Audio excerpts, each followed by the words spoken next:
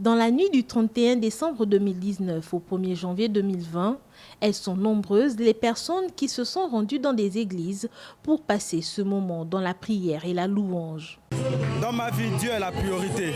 Et c'est l'occasion pour moi aussi de manifester ma reconnaissance envers Dieu. Et c'est aussi l'occasion d'ailleurs de remercier le Seigneur pour la grâce qu'il m'accorde de vivre cette nouvelle année. Pour des raisons personnelles, plusieurs ont opté pour la spiritualité plutôt que le divertissement dans les espaces dédiés.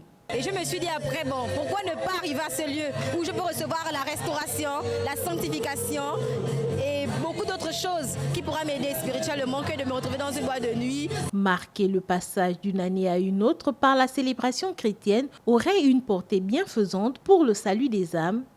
Selon les leaders d'église, Dieu est alpha et oméga. Il est donc important de finir et de débuter les années en sa présence. Pour l'église d'aujourd'hui, la traversée est un symbole majeur.